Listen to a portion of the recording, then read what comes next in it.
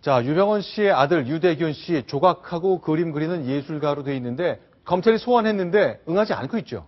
네, 그렇습니다. 오늘 오전 10시까지 검찰에 출두할 것을 통보를 했는데요. 지난 11일까지만 해도 검찰 수사에 적극 협조할 듯한 모습을 보였던 유대균 씨가 갑자기 소환에 불응을 하고 오늘 출석을 하지 않았습니다. 네. 자, 그러면 이 유대균 씨가 과연 얼마나 중요한 인물인지 핵심적인지 그동안은 둘째 아들 유혁기 씨가 상속인 후계자로 돼 있었는데 여러 가지 다양한 증언이 나오고 있죠. 일단 두 가지 전혀 상반된 증언이 나오고 있습니다. 이건 뭔가요? 네, 일단은 그 유대균 씨에 대해서 세모그룹의 실세 중 실세다라는 추측이 가능한 증언과 그거 아니다, 금수원에서 쫓겨난 못난 장남이다라는 증언 두 가지가 지금 나오고 있는데 지금 보시는 내용은 실세 중 실세다라고 추측할 수 있는 증언입니다. 유대균 씨가 1990년대부터 중구의 골동품상을 운영하면서 현찰로요.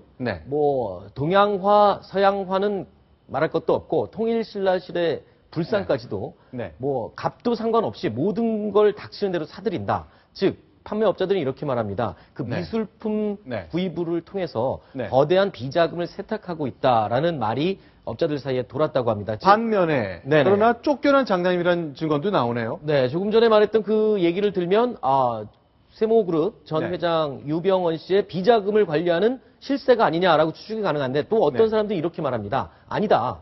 유대균 씨가 한 달 전에 금수원의 아버지를 만나러 갔었는데 문전박대 당하고 경호원들이 쫓겨날 뻔했다라는 말을 들었다. 그러면서 유대균 씨가 나오면서 이렇게 얘기했다고 합니다.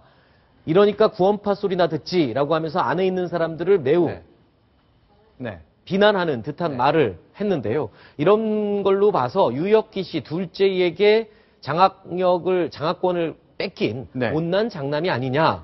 결국 뭐 별 볼 일 없는 사람이다. 라는 추측이 가능한 이 두 가지 상반된 분석이 나오고 있는 상황입니다. 네. 그러면 이제 그동안 이제 여러분들이 유병헌 씨의 친형도 한번 소환됐고요. 또 금수원 대표를 맡고 있어서 주목받았던 전향자 씨도 있는데 일단 주말에 한번 소환 통보를 받았는데요. 이렇게 화려한 옷을 입고 나와서 사람들 깜짝 놀라게 했습니다. 보통 수수한 차림, 하고 등장하고 그렇긴 하는데 보십시오. 네, 이 화면입니다. 10일 오후 2시 40분 원래 3시에 출두하려다가 조금 일찍 나왔는데 표정 보십시오. 연기를 하듯이 활짝 웃으면서 굉장히 여유로운 모습에 시청자들도 많이 놀랐습니다. 그리고 특히나 저 선글라스와 모자, 금빛 의상과 모자, 화려하게 외출을 하는 듯한 모습으로 여유 있게 검찰에 출두했는데요. 시종일관 웃음을 머금고 여유를 부리면서 검찰에서 모두 밝히겠다라고 들어가는 모습에 사람들은 모두 의아했습니다. 그리고 검찰국 조사를 받고 나올 때는요, 몹시 지친 모습이기도 했는데 취재진이 몰려들자 매우 귀찮은 듯한 표정과 말투로 취재진들에게 짜증을 내기도 했습니다. 그런데 이 모습을 본 시청자들과 네티즌들 그리고 국민들 세월호 참사 정말 수백 명의 목숨을 앗아간 참사 아닙니까? 그리고 이 사고에 직접적인 연관이 된 유병헌 씨에 관련된 수사 참고인 내지는 피의자로 출두한 저 때는 참고인이었죠. 전향자 씨의 입장으로 볼 때 적절하지 못했던 표정과 언행 그리고 복장이었다라는 비난이 마구 쏟아지고 있습니다. 자, 이 영상은 뭡니까? 지난주 토요일 모습이라고 들었는데 토요일 밤이죠. 금수원으로 많은 차량들이 들어가고 있습니다. 비상대책회의가 열리고 있는 금수원. 구원파의 종교시설이죠. 속된 말로 아지트라고도 지금 파악이 되고 있는데 검찰에서도 지금 저 금수원 내에 유병헌 씨가 지금 있고 그리고 그 관계자들을 모두 불러들여서 비상대책회의를 하고 있다라고 파악을 하고 있습니다. 그리고 오늘 오후에 또 그 장남이 출두를 하지 않았을 때 검찰 조사관들이 직접 금수원을 찾아갔습니다. 왜냐하면 유대균 씨가 지금 아버지와 함께 저 안에 있을 것이다라는 것을 정보를 확보한 상태였기 때문에 진입을 해서 설득을 하려고 했지만 금수원에 있는 그 구원파 직원들이 입구에서 막아서는 바람에 진입을 하지 못하고 되돌아간 모습을 언론의 화면을 통해서 볼 수 있었습니다. 네. 자, 그러면 저렇게 대책회의를 벌이고 뭐 이런 모습 보이지만 사실은 작년 초에 세월호를 산 이후에 내부적으로 문제가 크게 돼서 또 비상대책회의가 열렸었다면서요. 네네. 그건 무슨 얘기입니까? 그때 당시에도 물론 2013년 2월 이후에요. 참석자 김한식 대표 이번에 구속된 그 청해진 대표죠. 그리고 안모 이사 등 4-5명이 모여서 높낮이 모임의 멤버들인 것으로 추정이 됩니다. 그런데 회의록 내용을 보니까 네네.